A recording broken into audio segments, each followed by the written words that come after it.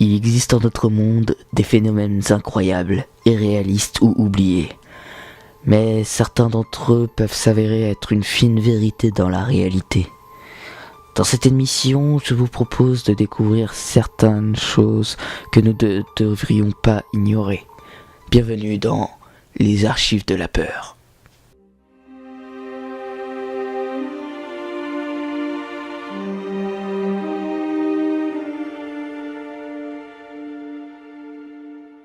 Quand j'avais 8 ans, je suis parti en résidence de vacances avec mes parents.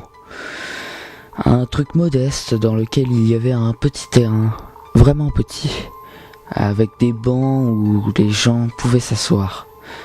J'ai rencontré une petite fille et j'ai passé quasiment toutes mes vacances avec elle à squatter ce petit endroit. On adorait se raconter des histoires d'horreur, ce qui n'a pas aidé pour la suite.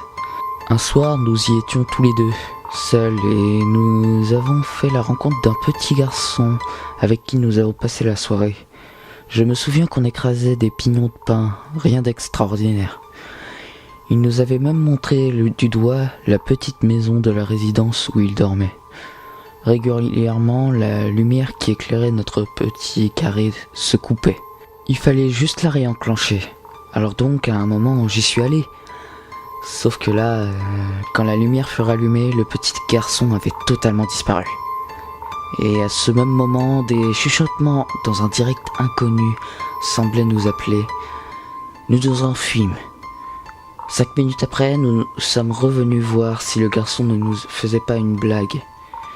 Les 10 premières minutes, nous pensions qu'il rigolait et on le cherchait sans trop s'inquiéter. Puis le temps s'est éternisé et le petit garçon ne réapparaissait pas. Nous avons commencé à vraiment prendre peur, surtout que la lumière continuait à se couper régulièrement.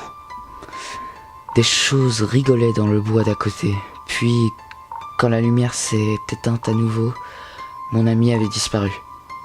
Le lendemain, j'ai tenté d'aller voir où ils étaient censés habiter dans la résidence, mais ces maisons étaient totalement inoccupées. Plein de trucs bizarres se sont passés en général pendant ces vacances. J'ai même fini par me demander si tout cela avait vraiment eu lieu. Mais quelques années plus tard, je reçus un message sur Facebook, dont la photo de profil me disait quelque chose. Et l'une des premières choses qu'elle m'a dit furent « Tu te rappelles du petit garçon qui a disparu ?» J'ai tout de suite compris que c'était la fameuse fille. Oui, je l'ai tuée. À ton tour maintenant.